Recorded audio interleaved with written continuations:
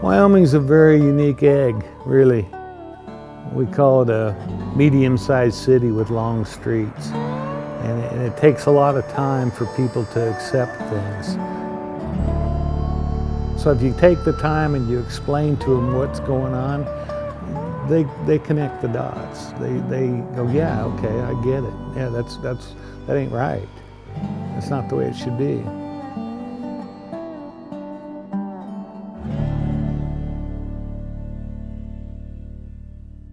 I'm Lynn Morrison, and I'm a family physician by education and training.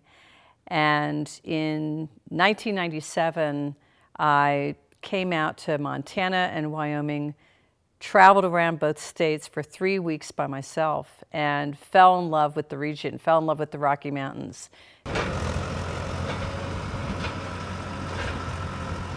No sooner did I move out here, but I met my husband Rod, and then a couple years later, we bought this farm.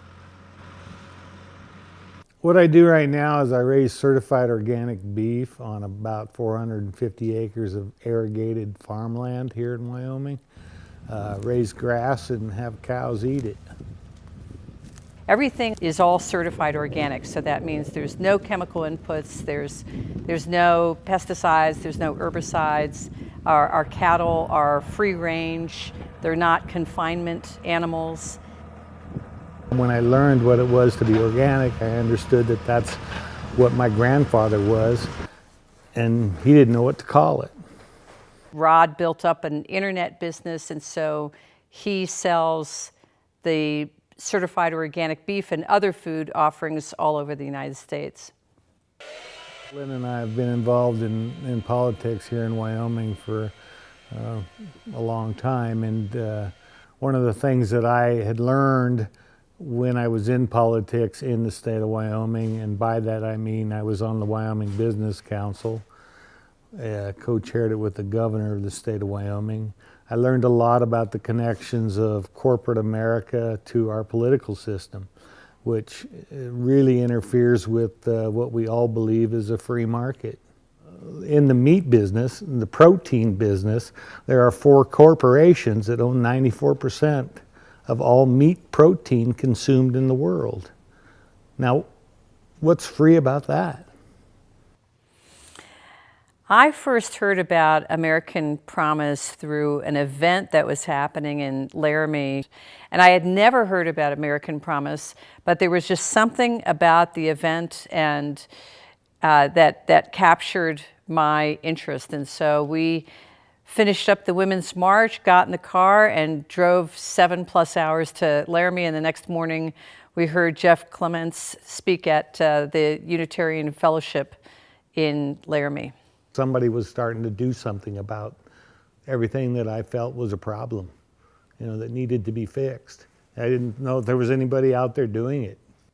When I attended the talk by Jeff Clements and about why corporations are not people and why money is not speech and why we need to radically change our election system to make it fair for citizens of the United States and also citizens of Wyoming, it seemed like an antidote to a very corrupt election process of 2016. I was massively disappointed in what was going on, and I just started to open my eyes more about what was happening. I think that I naively felt, like I think a lot of Americans feel, that if you work hard, there's nothing that can keep you from achieving what you want to achieve. But the system, to me, became so rigged and so corrupt that it has gone against everything that our founding fathers envisioned for us when they created the U.S. Constitution. Do you think that corporations should have any protected rights under the Constitution? Oh, I think they're protected enough already. They're created by humans. They're not created by God. They're a man-made entity. So for them to have any kind of rights is, no, I can't think of one right that a corporation should have that's similar to mine. None. It's at the point now that they completely control the narrative of what's going on in our American political system. So before you leave tonight, there's also sign-up sheets on a couple of these pages if you want to. There's people on one end that you barely get 3 words out of your mouth and they just say, where do I sign? But it's the people in the middle that need the information, need the education. And that's what this event, which is the panel discussion with Senator Simpson and Ken Chestic of Wyoming Promise, is all about.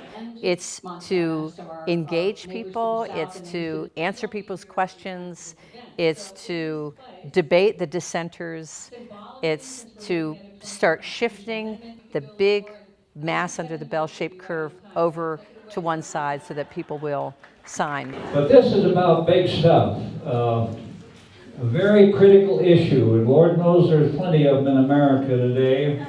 This has reached a proportion of anonymous donors, unlimited funds, don't know where they're coming from, and money is not free speech in my mind, and corporations are not persons.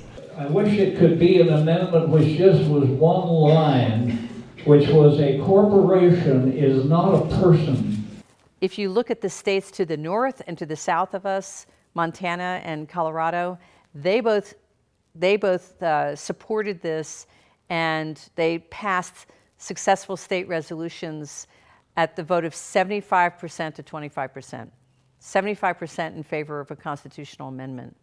And I guarantee you that if enough of us stand up and say, cross-partisan, it doesn't matter, Republican, Democrat, Independent, don't give a shit, whatever, they all stand up and say, no, this is going to be fixed, this needs to be fixed, they will do what they're told. Fulfilling the American promise!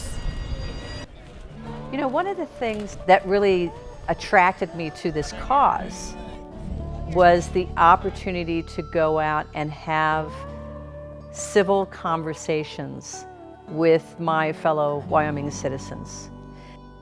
We still live in the village together. We still live in the community together.